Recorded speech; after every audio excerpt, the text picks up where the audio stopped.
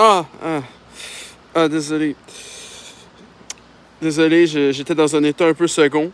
C'est parce que je viens d'écouter un album et il était un peu trippy, tu sais. Je me sentais un peu comme dans un trip. Puis, j'ai fini de même, désolé. Le net était croche, tout.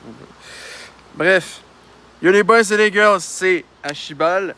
Dans ma cour arrière, mais pourquoi pas, un petit nouveau décor, on dit jamais non. Et comme promis, en ce vendredi 24 mai, en cette première journée de vacances pour moi, j'ai fini le secondaire hier. Le secondaire. Bravo! Et ça, j'ai tellement pris un trip avec cet album-là que je sais même plus que c'est cégep. C'est la première année de cégep que j'ai fini. Ah, je suis content. Et ça, à la fin, il y a une anecdote un peu en lien avec l'album, plutôt en lien avec RM, que je vais vous raconter à propos de mon dernier trip de bus qui m'est arrivé hier. C'est quelque chose de le fun. Mais bref, comme vous savez, comme promis, aujourd'hui, petite critique, deuxième critique d'un album. Celui-ci, cette fois-ci, l'album Right Place, Wrong Person de RM. Donc le deuxième album solo d'RM. La dernière fois, il a sorti ça mi-décembre 2022. Et là, fin mai, on en a un nouveau. Fait que, bon, on est content, on dit pas non. Hein? Mais avant, je vais vous parler d'un petit quelque chose. Cette chose étant une autre tune qui est sortie aujourd'hui, une tune de Charlie Puth, Hero. C'est une chanson qui est sortie aussi aujourd'hui, fait que je dis autant en parler tout de suite. C'est une petite chanson un peu douce, une chanson très tranquille, je dirais même un peu émotionnelle. Et si on va sur le truc de Charlie Puth, sur l'Instagram de Charlie Puth, si je le trouve, voilà. Donc je vais vous lire le message un peu. Donc c'est My new song Hero is when you see someone you love hurting themselves, ruining the things in their life that are good, but you just can't save them. Donc c'est, en français, c'est genre, ma nouvelle chanson Hero est à propos des personnes que j'aime, des personnes que j'aime et qui se blessent eux-mêmes, ruinant des choses qui sont bien dans leur vie, mais qui ne peuvent pas sauver. Donc oui, c'est une chanson plutôt émotionnelle, plutôt triste. Mais franchement, c'est loin, évidemment, c'est loin d'être la meilleure de Charlie Puth. Quand à côté, on a des trucs comme Left and Right, Loser, Attention ou We Don't Talk Anymore. Mais ça reste quand même une petite chanson posée, tu l'écoutes quand tu te relaxes ou même quand quand t'es un peu triste, tu écoutes, peut-être ça me motive.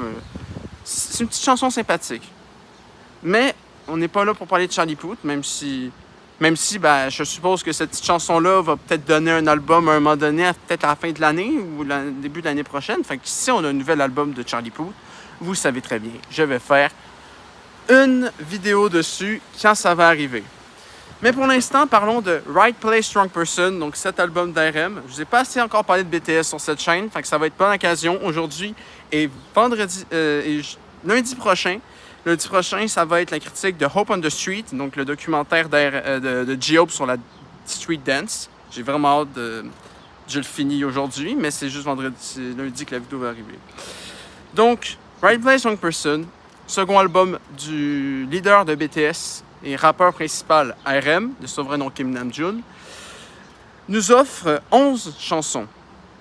Right People, Wrong Place, Nuts, Out of Love, Domodachi, Interlude, Groin, Heaven, Lost, Around the World in a Day, Credit Roll et Come Back to Me.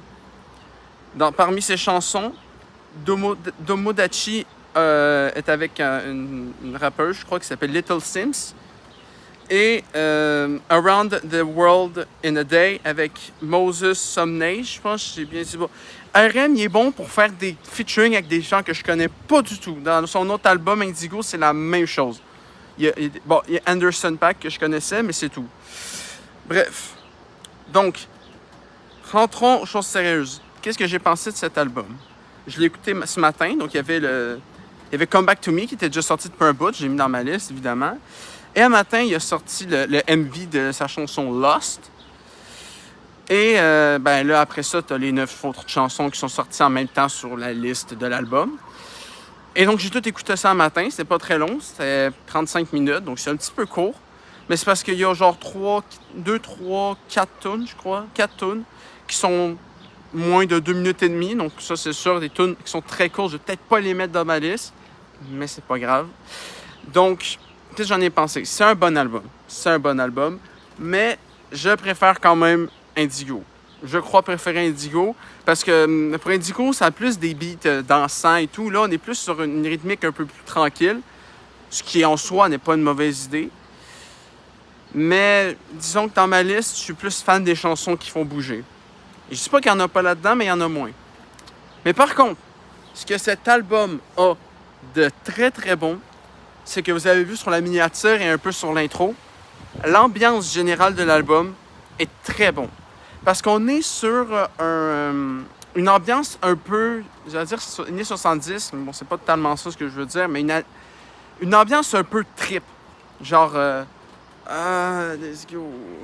Je dis pas qu'il faut être sous LSD pour écouter et aimer les tunes. Je dis juste que l'ambiance générale est un peu psychédélique. C'est un bon terme, ça. J'aime beaucoup ce mot. Il décrit très bien. Psychédélique. Et l'ambiance un peu psychédélique va étrangement très bien à RM, mais c'était pas la première fois qu'on avait pu voir RM chanter dans ce style. 2 ans plus tôt, oui, en 2022, on a eu un featuring avec un groupe. Enfin, je sais pas, parce que en vrai, ils ont quasiment juste fait cette tune-là sous ce nom-là, mais Balming Tiger, c'est un groupe sud-coréen, enfin un petit groupe, et c'est la chanson Sexy New Kim. Donc, on avait déjà pu expérimenter à quoi RM pouvait ressembler dans un style un peu psychédélique. Et franchement, c'était assez intéressant. En fait, c'est tellement intéressant que c'est devenu ma chanson préférée avec RM en solo dedans. Pour être honnête, c'est aussi une chanson que je pense que tu préfères quand tu es sous LSD. Mais bon, les enfants, c'est pas LSD pour autant. Hein? C'est pas ça que je suis en train de dire. Mais je dis juste que c'est le genre de chanson qui a été créée sûrement pas sans substance. Enfin, je dis ça, je dis rien. Mais voilà, on avait pu expérimenter RM dans le style psychédélique et il s'est dit, tiens, ça avait bien marché. J'ai bien aimé faire cette collaboration. Donc, je vais faire un album qui est complètement dans ce style un peu psychédélique, un peu, j'ai dit 70, 70, c'est pas tout à fait ça, mais bref. Et il y a 2-3 chansons, je pense qu'il y a Nuts et Groin. J'ai appris Groin, c'est-à-dire laine. Laine, pas la laine, genre le mouton. Laine, L'-A-I-N-E, sans accent, donc c'est pas l'aîné. Laine, c'est... en fait, c'est la place qu'il y a entre la jambe et la graine. Tu vois, regarde l'entrejambe.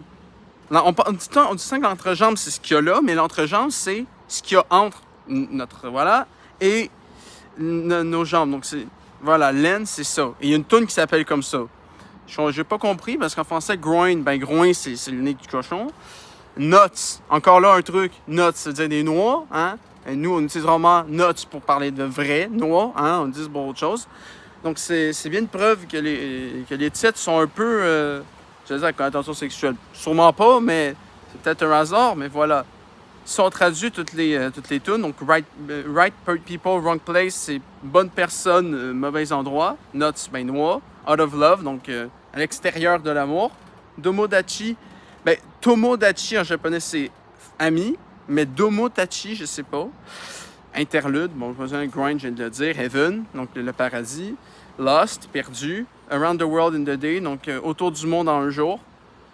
Crédit, voilà. Et reviens vers moi, come back to me. Donc, on est sur des titres pas mal énigmatiques, si vous voulez mon avis. Mais c'est pas pour me déplaire. Moi, les titres un peu énigmatiques à la ça renferme souvent des choses un peu... des choses particulières. Et si vous ne savez pas, évidemment, mais moi et ma mère, on aime beaucoup les chansons qui ont un petit quelque chose d'étrange. Un petit son, une voix un peu particulière, un son fucked up, bien reconnaissable. Et dans l'album Right Place, Strong Person, on entend beaucoup de sons un peu... Je sais, le mot de la vidéo, c'est psychédélique. Okay? S'il faut retenir un mot, c'est celui-là. Ça a des beats un peu psychédéliques. Et c'est justement ce qui fait sa force, c'est que l'album est étrange. Et oui, mais étrange, pour beaucoup de gens, ça a une connotation négative. Mais en vrai, pour cet album-là, le fait que ça soit étrange est très positif. Parce que ça permet à l'album d'être reconnu très facilement. Et RM, la voix d'RM fonctionne très bien avec ce genre de tempo-là. Donc, ben, c'est à peu près ça. Donc, ce qu'il faut en retenir, c'est que c'est un petit peu court. 35 minutes, c'est un petit peu court.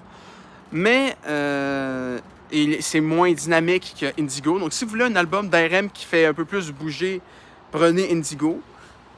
Mais si vous êtes plus fan d'un côté un peu plus psychédélique, ben cet album-là est pour vous. Mais si vous aimez juste RM ou vous aimez les deux styles, ben prenez les deux. Les deux albums sont très légitimes. J'ai une petite préférence pour Indigo, mais il reste très légitime comme album. Et probablement plusieurs des chansons de cet album-là vont finir dans mon top de fin d'année des meilleures chansons.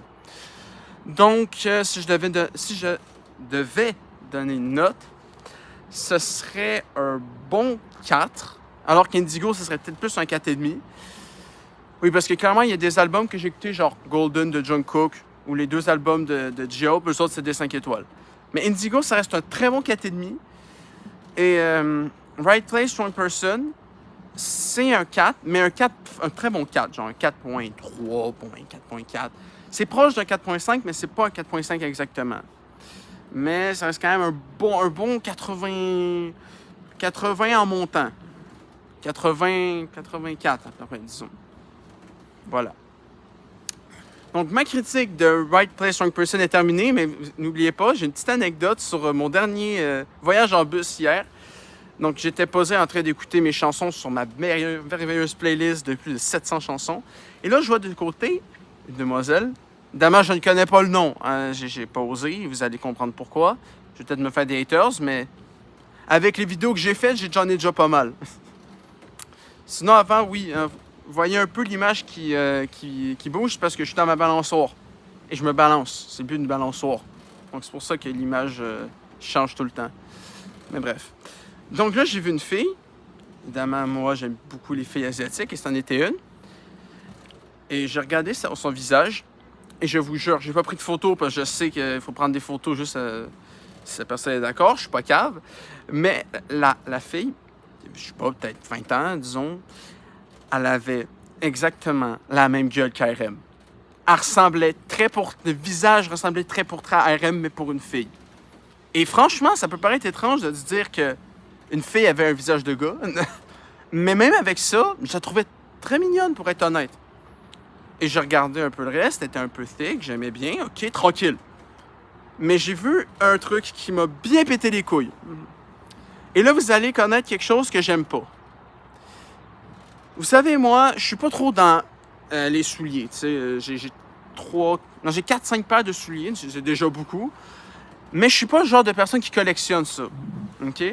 Mais je m'assure quand même d'avoir un minimum de style. Parce que, voilà. Et il y a un type de soulier que je déteste par-dessus tout. Et je suis gentil, je vais pas vous montrer, mais je vais vous le dire. Venez, je vais vous le dire tranquillement parce que peut-être qu'il y a des gens qui vont rager. Les Crocs. Oh. Je peux pas croire que j'ai dit ça, Big. Ces souliers-là sont horribles. Ils n'ont rien. Ils sont pas confos. Ils sont moches. Et moi, j'ai pas besoin de détailler. C'est nul. Et c'est grave parce que cette fille-là avait tout. Elle avait un visage qui ressemblait à RM, donc littéralement un des BTS. Un des putains de BTS. Elle avait un corps que j'appréciais. Moi, je suis sûr que c'est le genre de fille qui a une personnalité très... un peu introvertie et tout. Donc, très bien. Mais ça a tout gâché. C'était une 9 sur 10, c'est passé une 3 sur 10. C'est vraiment dommage. Parce que sans ça, j'aurais peut-être osé aller lui parler. Mais ça, c'est un red flag. Non. Une 10 sur 10 avec des Crocs devient une 4 sur 10. C'est clair, c'est clair. C'est vraiment dommage parce qu'elle avait tout. Elle avait tout pour que j'aille lui parler, mais... Voilà. C'est bien dommage. Et voilà. C'est la fin de la vidéo. J'espère que vous avez aimé. Évidemment, on se connaît, les critiques d'albums, c'est jamais très très long.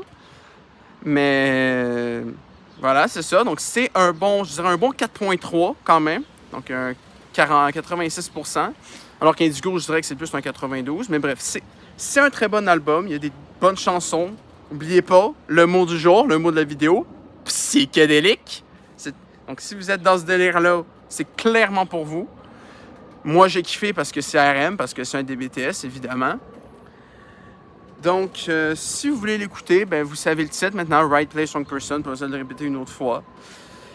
Et voilà, c'est fini. Merci d'avoir écouté. Vous savez exactement quoi faire, pas besoin de le répéter. Et à lundi prochain, pour une autre critique de quelque chose en rapport avec BTS, mais plus en rapport avec un autre membre, avec mon bias, mon membre préféré. Oui, parce que j'aime tous les BTS, évidemment, j'aime tous les membres, mais tout le monde a son petit coup de cœur. Et moi et ma mère, c'est J-Hope. Donc, n'oubliez pas, lundi, l'heure, je sais pas, on verra bien. L'heure, on verra, mais c'est le documentaire The Street Dance, Hope on the Street. Je vais vous en faire une critique parce que c'est pas sur les deux box. Fait que, tant qu'à faire, ça va aller ici. Donc, j'espère que vous allez aimer. Il y a ça qui arrive lundi. Et il y a vendredi, n'oubliez pas vendredi, la critique de mon spectacle surprise. Je dis surprise parce que j'ai encore aucune idée c'est quoi. Mais promis, vendredi, je vais le savoir et je vais vous en faire une critique. N'oubliez pas, les chefs aussi. Là, si je m'abuse, il reste 3 émissions. Donc, je dirais que c'est dans le coin du 10 juin à peu près que je vais faire la critique. Mais voilà. Donc, vous savez tout ce qui arrive. Lundi prochain, Hope on the Street. Vendredi prochain, la critique de mon show surprise. Le truc des chefs vers mi-juin. Puis le reste, on verra. Ça va être encore une belle surprise parce que ma chaîne, c'est toujours des belles surprises. C'est toujours du bon contenu que j'aime faire et que j'espère que vous aimez regarder. Et je serai toujours là pour vous divertir du mieux de mes capacités divertissantes. Si ça existe, bref. Donc, à lundi prochain pour Hope on the Street.